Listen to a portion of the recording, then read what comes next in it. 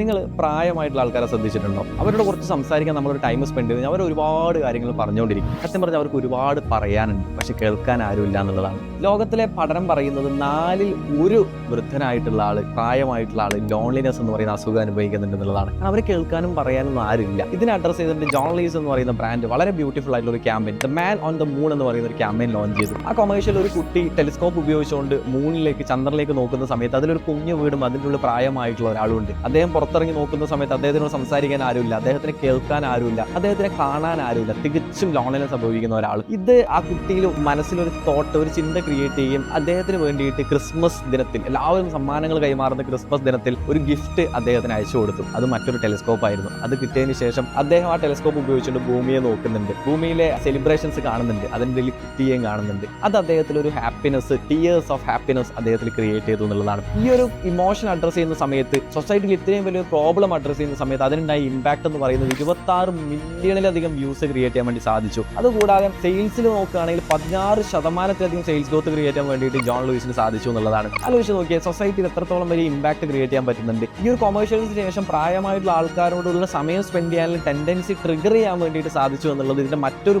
ഭയങ്കരമായിട്ട് happiness create ചെയ്യുന്ന ഒരു ഇമ്പാക്ട് തന്നെയാണ്. സോ നമ്മുടെ ബ്രാൻഡിന് എപ്പോഴും സോഷ്യൽ വാല്യൂസ് പുഷ് ചെയ്യുന്ന, സോഷ്യൽ ഇഷ്യൂസ് അഡ്രസ് ചെയ്യാൻ പറ്റുന്ന ലെവലിലേക്ക് ഒരു സ്റ്റഡി നടത്തിയതിനു ശേഷം ക്യാമ്പയിൻ പുഷ് ചെയ്യുക. ഉറപ്പായിട്ടും നിങ്ങൾക്ക് മറ്റ് ബ്രാൻഡുകളിൽ നിന്നും കോമ്പറ്റീറ്ററിൽ നിന്നും വളരെ ഡിഫറൻ്റ് ആയിട്ട് സ്റ്റാൻഡ് ഔട്ട് ചെയ്യാൻ വേണ്ടി നിങ്ങൾക്ക് സാധിക്കും എന്നുള്ളത് മനസ്സിൽ വെക്കുക. അതുകൂടാതെ ഒന്നും കൂടി പറയാണ്, നമ്മുടെ ചുറ്റുപാടത്തുള്ള അത്ര ആൾക്കാർക്ക് വേണ്ടി സമയം സ്പെൻഡ് ചെയ്ത് കൊടുക്കുക. അവർക്കുണ്ടാകുന്ന ഹാപ്പിനെസ് നിങ്ങൾക്ക് തീർച്ചയായിട്ടും എക്സ്പീരിയൻസ് ചെയ്യാൻ പറ്റുന്നതായിരിക്കും.